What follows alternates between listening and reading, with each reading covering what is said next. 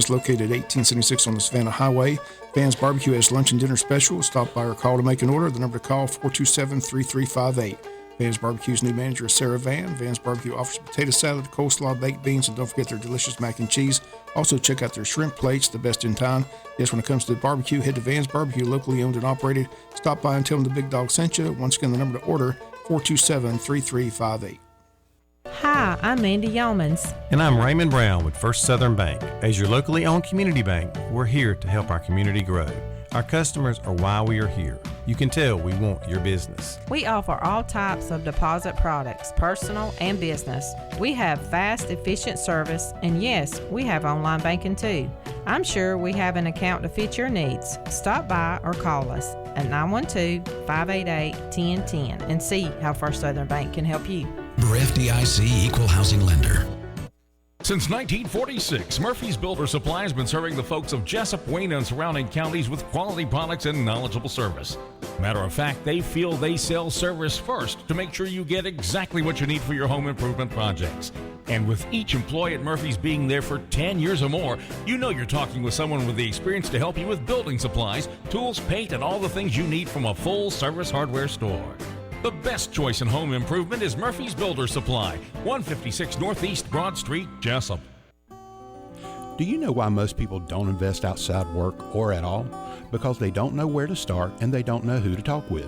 If this is you, give me a call. Hi, this is Sean O'Quinn. I can help set up a plan no matter where you are in life to get you on a suitable path to a sound financial future.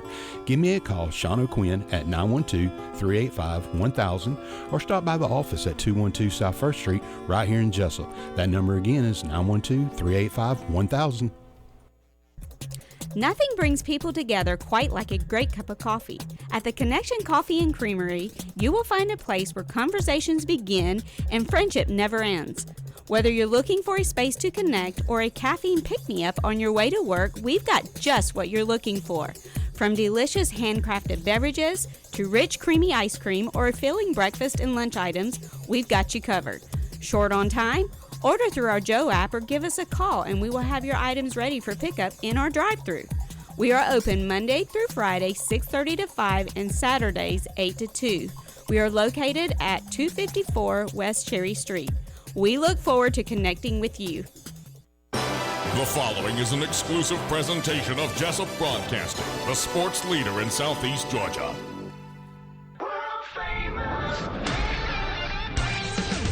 The world-famous Butch and Bob Show. World famous Butch and Bob Show right here on WIFO 105.5 FM in Jesup, Big Dog Country Radio. And Bob, as Georgia fans, got to have a big smile on our face. We were really worried about our team because they just barely beat South Carolina, Auburn, which were unrated. But man, they would have whipped it on Kentucky. Georgia's fine. Georgia's fine. It's Frog here, huh? Kirby's got it going on. All kinds of talent. Big win. I love that sign. Person had, "Don't bring your cat to a dog fight." So that's the best. That's the best sign in the stands. That's the best sign, huh? That was pretty funny. But I thought Georgia played very well. I said Beck's getting better. There's a lot of talent there. I said Bowers is still Bowers. Glad to see McConkey back in the mix, but I said they played real well. Shut down that running game. Okay. Well, this coming week they'll be at Vanderbilt, and then the showdown the following week on the 28th at Florida, which is, of course, in Jacksonville. I guess Florida's the home team this year. And so the Georgia-Florida game on the 28th, on the 14th at Vanderbilt, and then down in Jacksonville taking on Florida. And they've only got two more home games, the November 4th and 11th, Missouri on the 4th and Ole Miss on the 11th. And then they finish out their season on the road at Rocky Top on the 18th, taking on the Volunteers of Tennessee, and then on the road taking on Georgia Tech there in Hotlanta. That trip to Tennessee is still the big one, huh? I think so. Okay. It's a tough place to play in Tennessee. They got a good football team. Ole Miss will be fun in Athens. I said they can score a lot of points, but their defense isn't very good. So, but I think Georgia's in good shape. Okay. All right. And just a lot of great games over the weekend. I mean, you had the Red River showdown there That was a good ball game. And Oklahoma wins over Texas. I mean, what a game! I mean, that was a heck of a game. It was a fun ball game. Yeah, that was a fun ball game right there.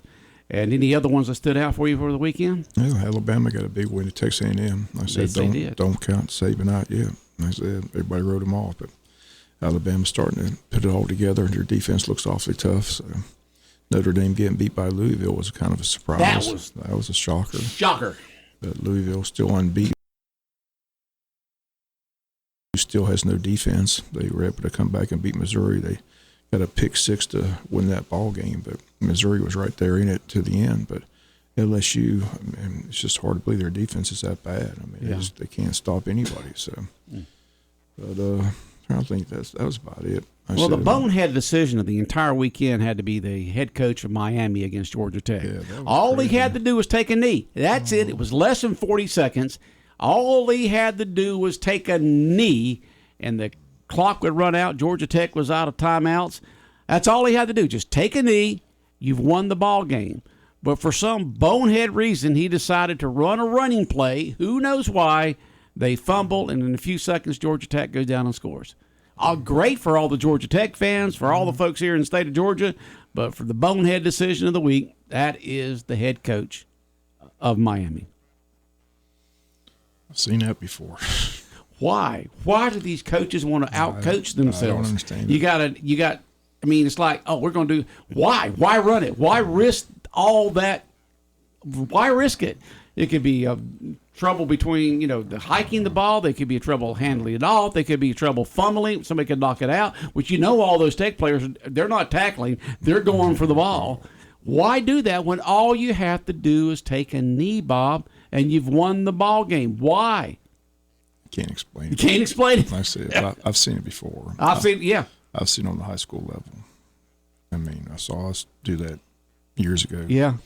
So why? All you got to do is take a knee. Why hand it off? It's not like you had to kill a few more seconds. It was already below the time clock. All you got to do is take a knee, the clock will run out. I said, when the game is won, the game is won.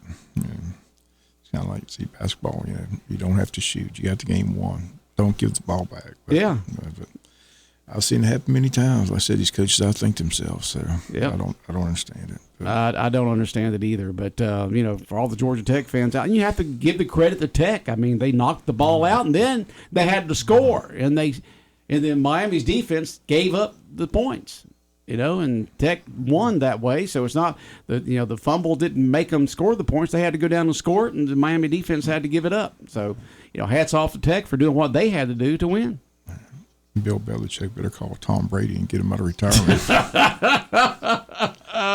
That was a whooping that the Saints, which is not that good of a team this year, went up there and just put a whipping on New England. Did you see Belichick's press conference? No, I didn't see Belichick's press conference. That's hysterical. Says he came in and said they got to start over. So the reporter asked him, "What's that mean, Coach?" I mean, start over. It means start over. This is the ball. This is how you run it. This is how you catch it. This is how you block. This is how you tackle. Can you elaborate? Can you explain? Start over. Start. I was like, you need to call Tom Brady. Is what you better do. They are get that old man out of squat since he's left. Belichick hasn't done anything without Tom Brady. Yeah. They had that. That was the big debate. They're getting worse every year. That's the thing. The big debate was it Tom Brady or was it the great Bill? It was Tom Brady. Len Hall said it best. It ain't about X's and O's. It's about Jimmy's and Joe's. You got to have players. And he ought to know. He played, 13 years in the pros or something like that?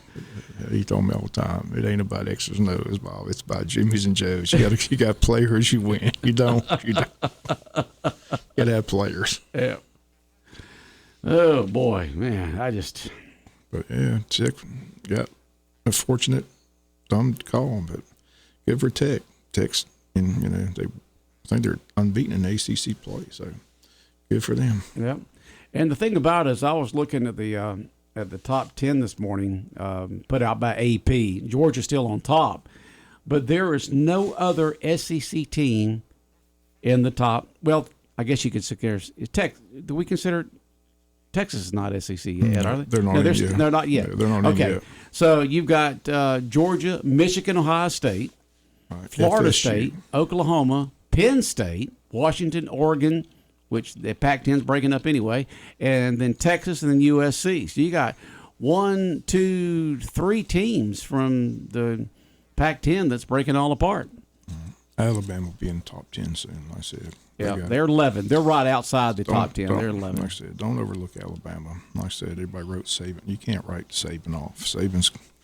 Saban. They got plenty of talent. Oh, they got the talent. There's no doubt about that. They've had the top 2 or 3. They finally settled on their quarterback. Every year. Quarterback's pretty talented. He can throw the long ball pretty good, run pretty good. So I said. Well, when was the last time that you saw the top 10 and not at least 2 SEC teams in there? Sometimes 3, And so, and the thing about the SEC, we play each other, whip up on each other too. Yeah. Georgia's king right now, so. Yep, Georgia's on they're top. still rolling. And that counts out for at least 3 right there. I said, I don't fear Vandy. I don't fear Florida. I said, Ole Miss ain't no problem. So I said, the trip to Rocky Top's going to be an interesting ball game. Okay. Because, like I keep telling people, we follow sports our whole life. Eventually, those winning streaks come to a close. I mean, you can't win forever. So, why not? They just don't. You've seen it. The odds are against you. Exactly. Eventually, you get knocked off. So it's just a matter of time. And I think it might be better to lose during the regular season than lose come playoff time. So that's the thing. Well, if you can lose during the regular season, it's always better to lose in the early to mid. You don't want to lose toward the end. You seem to drop down there. But, Georgia's got the talent. Everybody said going into this year that it was a very favorable schedule for the Bulldogs this year. And so, we'll see what happens there.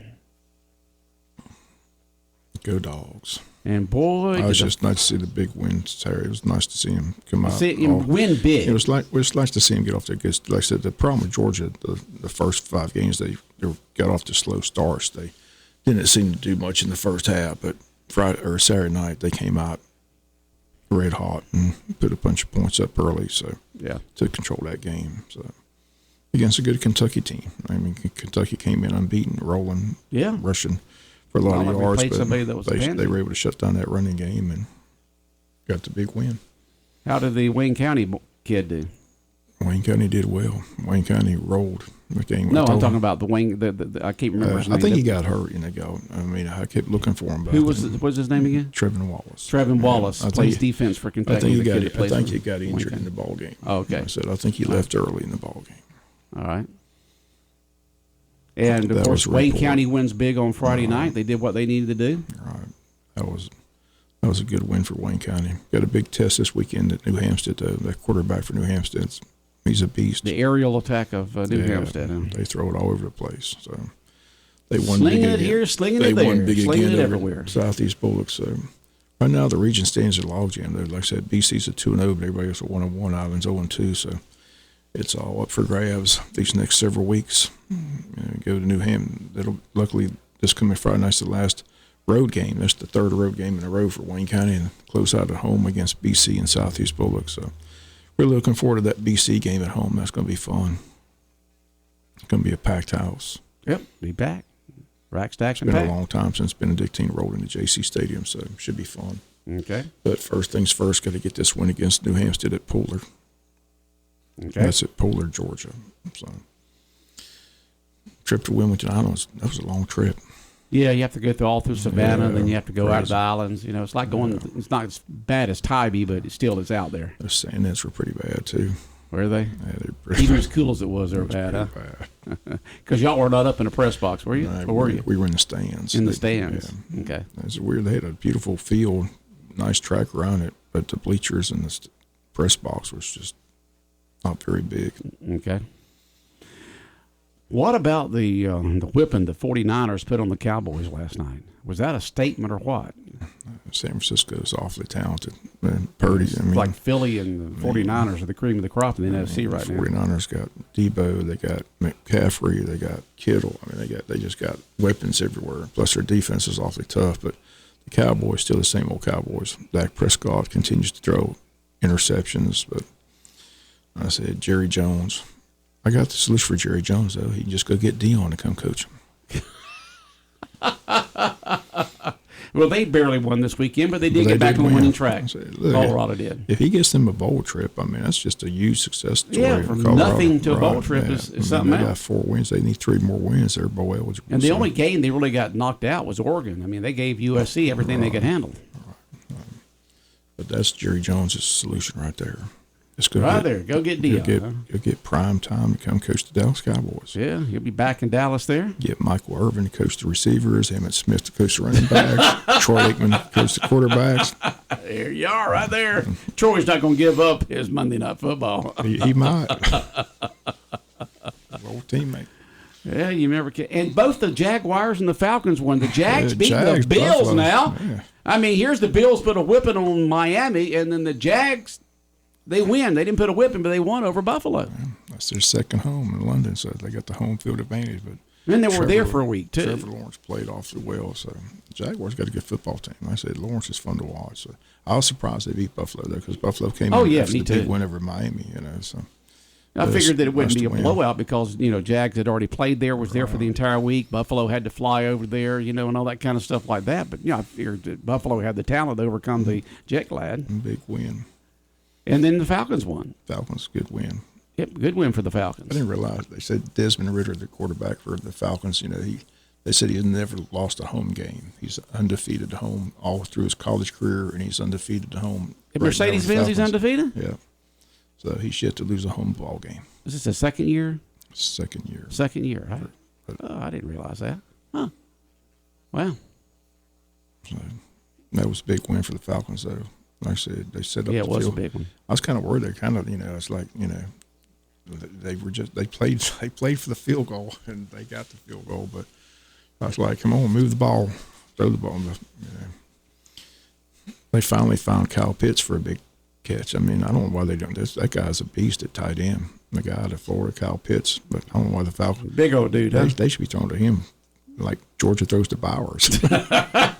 I mean, just look for the biggest guy out there and throw it to him. Exactly. I mean, guy's a beast, but they just use him. I think he gets 1 or 2 catches a game. I don't know why they just don't. I mean, it's like the Kansas City Chiefs. They throw to Kelsey all the time. San Francisco throws again. I mean, I don't know why the Falcons don't implement him more in their offense. You really realize how big Ron Gronkowski, the Gronk. Yeah, the Gronk. How big the Gronk is when you see him on this on the set there with the other players and other coaches and stuff like that on Fox NFL Sunday. He's a big dude. He's a big guy. He's a big dude. Yeah, I mean, he's bigger than Howie and he's bigger than Michael Strahan. He's a big dude. You can see why. Tom liked to throw to him through the years. Those tight ends are a big part of it. They play Georgia. Every time they need to play, they just go to Bowers. I mean, it's unbelievable. Yeah. They don't want to. I mean, he's so fast, too. Think about having the size, but also have the speed. Yeah, I mean, those 4 safeties and cornerbacks are like looking to get away from it. They don't because once you catch him, you gotta hit him. They don't want no part of that guy. He's fun to watch. Oh, boy. But just a great weekend of football. Congratulations to the Wayne County Yellow Jackets winning big. And now they'll be on the road taking on New Hampstead this coming The big concerns the Bravos, man. That was a tough loss. Oh, Bravos. I mean, where are the bats? If they're going to lose, I figure it'd be like, 7-6 or something like that. But where were those bats on Saturday? Well, they're back in action today. They're at Truist Park in Atlanta. Our coverage will begin at 4:50 this afternoon with the leadoff show. First pitch is 6:07. The biggest shock was after the Braves game, the Dodgers game came on. Mm-hmm. And Clayton Kershaw took the mound. He's still looking for an out. I mean, they just didn't. Arizona just didn't hit Clayton Kershaw. They were crushing the ball. I mean, every pitch was. I don't know if they knew the pitch was coming or what, but I mean, it was a double home run. They stole the signs. Something's going on. It looked that way, didn't it? I mean, the $25 million arm trying to get an out. I mean, it's just. Who would have thought the Dodgers and the Braves had lost on Saturday? He went to the dugout with. I mean, I think he had 1 out in the whole first inning. They had 6 runs, and they showed him in the dugout. Man, he just looked like. It was just sad to watch. He had a late night Friday night or something. I was like, what happened to Clayton Kershaw? They just racked him. I mean, they were just. I said it wasn't like a single, just a little drumming. I mean, every pitch that they hit was just crushed. So I don't know if they knew this pitch was coming or not. But, I mean, it was. They knew something. I mean, they just looked. That was one of the best arms in the baseball up. That was a whipping. Yep. But Kershaw, I mean, he just looked like he was lost. That was the most shocking thing I saw all weekend. I mean, I thought for sure that was going to be a good ball game, but it was over in the first inning. Arizona just went up on them. Yeah. But the Braves need to win today. Got to win today. Got to win. You don't want to go down 0-2 going back to Philadelphia. No, you got to win today. Now, that'd be a shame if you had the Dodgers and the Braves exit out after having all those victories this year. All right. But that's the reason why you play the games. Right. Seen it many times. You've seen it many times before with all kinds of teams through the years. And so all that's going on there. Braves baseball, once again, 4:50 with the leadoff show. First pitch at 6:07. Listen to the Braves broadcast. Get that home cooking there by listening to 105.5 FM. We'll have the game for you beginning this afternoon. What else is going on, Bob? Anything locally we need to talk about? Like I said, the rodeo's coming to town. Yeah, rodeo's going to be in town this Friday and Saturday. The fair was a big success. I'm sure it was. Big crowds at JC Fair. We almost made it back to the. We drove by. They were rolling out of the fair. They're starting to come out. Huh? Just wrap it up. Wrap it up. I told you we'd be back by the end of the fair. We just missed it. Just missed it.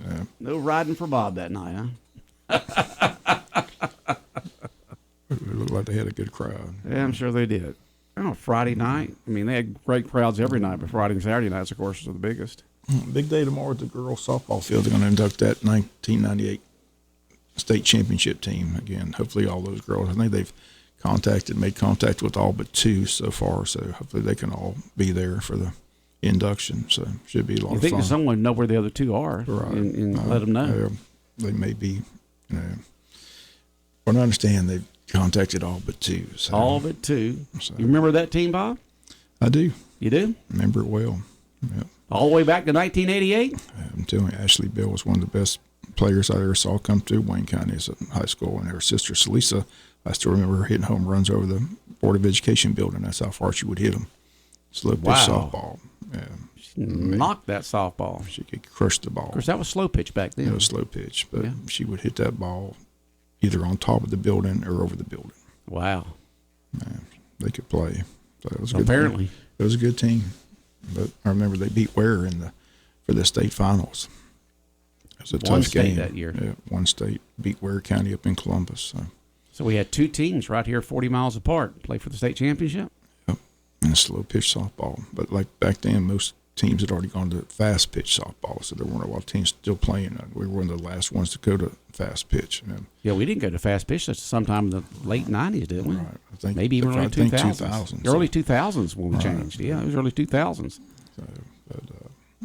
Somewhere in the 2000s. I can't remember exactly what year it was. I think it was early 2000, but like I said, we were one of the last teams to go to fast pitch. But I said that team in 98 won the state championship over Ware County. So a lot of talented players. Be good to see them tomorrow at the softball field being inducted into the Wayne County Sports Hall of Fame. So congratulations to them. Okay. So, last state championship Wayne County's won. Team, you got 2 baseball.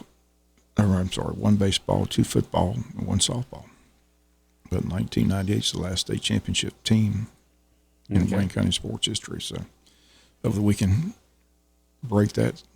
Girls softball team's got a good shot this year. Yep, sure do. Sure do. Going to host they that. Play their game. Going to host that super regional since we get the time and date. That'll be next week, right? Next starts a week from Wednesday. Yeah, week from Wednesday. Not this Wednesday, but the following Wednesday, the super regional will be hosted here in girls softball state playoff action. Yeah. All right, Bob. Anything else in your mind this morning? You got a meeting to go to tonight, or tomorrow? School board meet. I got a girls softball game. Got a girls softball game. The school board meets tomorrow. I'm just glad my Steelers won. Your Steelers miracle. Did win. How did that happen, Bob? Blocked a punt. Defense played well. TJ Watt took control. So they got 1 touchdown. Pickett to Pickens, like I told you. Just keep on throwing it to Pickens. Pickens, did he get hurt or something? Or? No, he not hurt. No, he scored the winning touchdown. Okay. All right, Bob, you have a good day. Okay. All right, the world-famous Butch and Bob Show here on WIFO, brought to you by Van's Barbecue, First Southern Bank, Murphy Builder Supply, O'Quinn & Associates, and Connection Coffee and Creamery.